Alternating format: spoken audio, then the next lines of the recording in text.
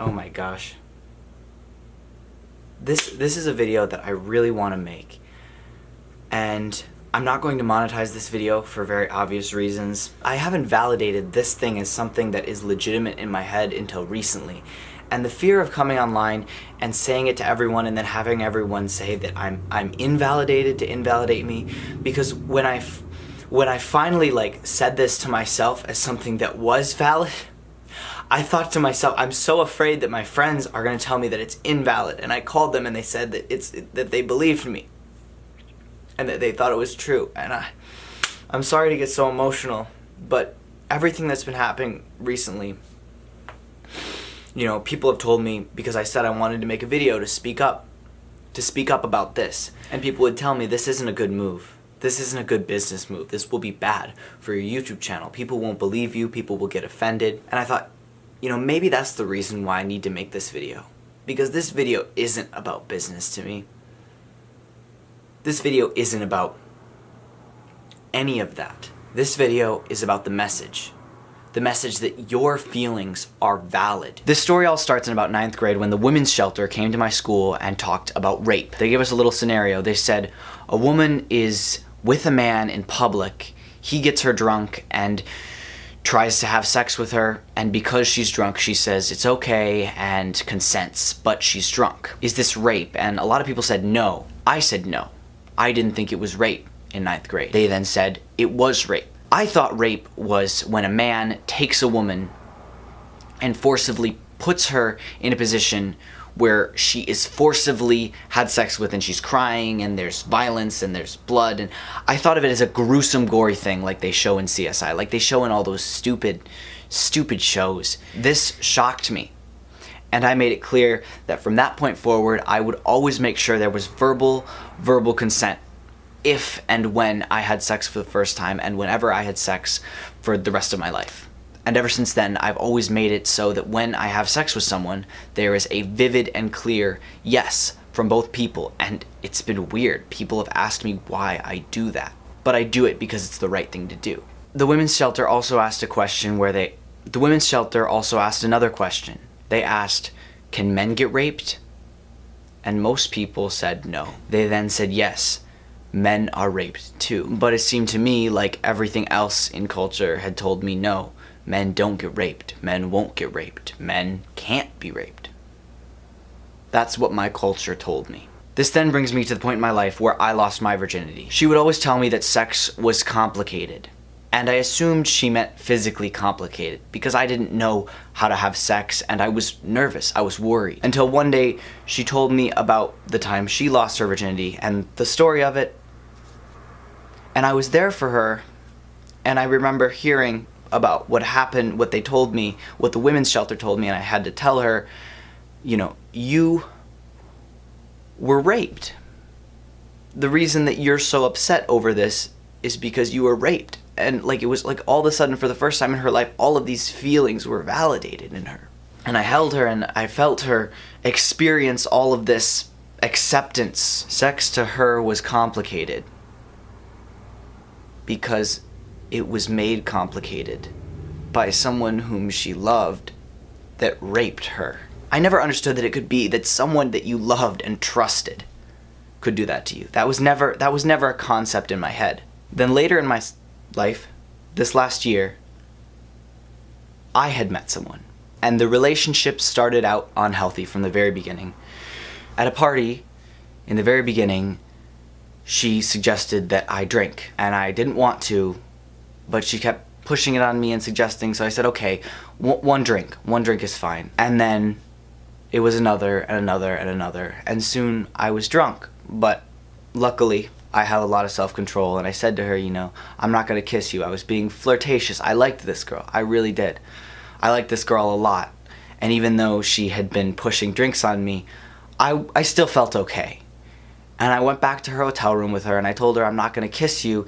And the whole day we had this experience. And I told her that day, the very first day, that I will not have sex with someone who I don't love. I will not have sex with you unless I love you.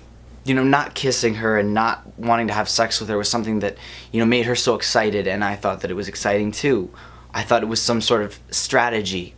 But it really meant something to me, you know, wanting to wait, wanting to love someone before, you know, I had sex with them. Sex to me has always been something that was about meaning. It was about making love. I never want to have sex. I never wanted to have sex. I've always wanted to make love. The next night it happened again. We did the flirtatious thing again. And then when I finally moved away from home, I started to stay over at her place. This was the beginning of an unhealthy relationship where we had no separate personal lives. It was just us. We would spend weeks together. I would not see my friends or my family for weeks. I would not respond to anyone on my phone. And during this time, there was a few nights where we were being intimate together and she would attempt to have sex with me, push me to have sex with her. I would say no, and she would keep going. I would keep saying no, and she would keep going and say, I'm sorry, I'm so sorry, I'm so sorry. And the hardest thing about this all is, like, I'm not mad at this person. I never want to reveal who this person was. Like, as much as this person hurt me, I loved them. She would cry, and I would say to her, it's okay. I would hold her and say, it's okay. You didn't mean to, you just got caught ahead of yourself. And this began more emotional abuse on each other. During this relationship, this person would get extremely drunk, have me take them home, dress them, make their bed. One night, it got so bad, I slept on the couch because I wasn't feeling comfortable, and in the middle of the night, they got up screaming at me and forced me to sleep in their bed and cuddle them. One night we were having fun together, and she had some wine in a bag in her fridge. And this night she poured me a massive glass. And I said, no, I just want a little. So I began to drink it very slowly. And I did. And she said, no, more, chug, chug, encouraging me to drink a lot. And this was wine in a bag. I figured it was just like normal wine, but after being told to drink a majority of it, I had been more drunk than I had ever been in my entire life. I'd never felt being drunk like that. I never wanted to be drunk like that. After I was very drunk, we began to talk, and it got very emotional. And this night I told her, you know, I'll only have sex with someone I love. I want to love you before we have sex. And she told me that she loved me this night. She said she loved me. And I said, I love you back. And I was being serious because I did love her back. She then proceeded to try to have sex with me. And for the first time in my life, I had let her. I was drunk. I barely remember anything. But I remembered that I thought that we loved each other. I thought that this person and I were making love. And the very next day, she told me that she did not love me. And ever since then, it was going downhill. Her telling me that she hated me, telling me that I was a bad person, her then sleeping with other people, and then talking to me as if things were the way they always were. And me then saying, why? And her saying, oh, sorry, I didn't want you to know. And me feeling heartbroken, and me feeling useless and meaningless, and being told I'm meaningless, and her telling my friends to tell me that she hated me. And even still to this day, every time I see her, I feel powerless to her. I feel like she owns me. It's not that I have respect for her, it's that I have no respect for myself when I'm with her or around her. And when I finally started talking to people about everything that had happened, and they said to me, you know, you were sexually assaulted or raped,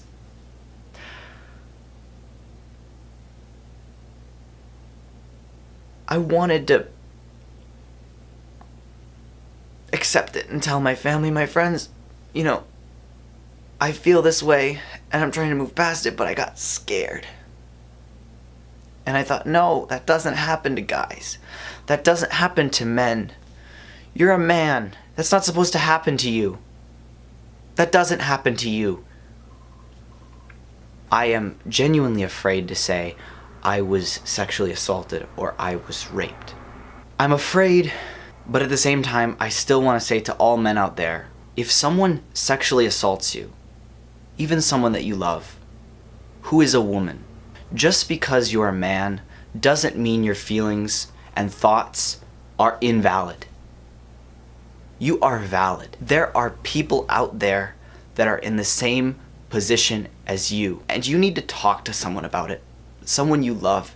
And even though you think that they'll see you as weak or lesser, or they'll think that you're lying, they won't. If you feel like you're in an abusive or unhealthy relationship, if you feel like someone is pressuring you to do things that you don't want to do, or used you for sex, used you for your body, you are valid in feeling that. To all women out there who any similar situation happened to you, you are valid. Your feelings are valid. Your thoughts are valid. If you had sex with anyone, or had any sexual experience with anyone, and it broke you up inside, and you felt used, abused, misused, your thoughts and feelings are valid, and you need to go and talk to someone. Guys, the world is a fucked up place, and every single day, something really messed up is happening again and again and again, and each and every single day, something new happens, especially now, and it's scary. And this is not about blaming someone or making someone out to be a criminal, or saying that someone needs to be served justice. They need to go to jail. That's not what this is about. This is about saying that no matter what happened to you, your feelings and thoughts towards it are valid. No matter your gender, no matter your sex, no matter if you're gay, straight, bi, no matter if a boy or a girl did it to you, it doesn't matter.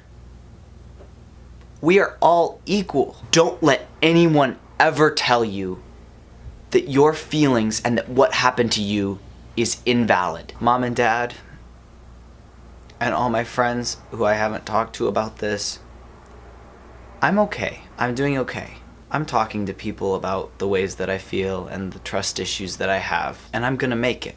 I'm gonna be okay. And to the person whom this was about, if you ever see this,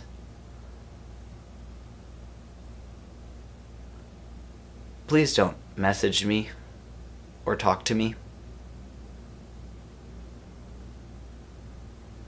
But I want to let you know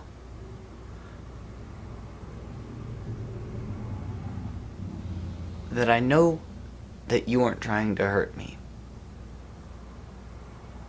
And I forgive you.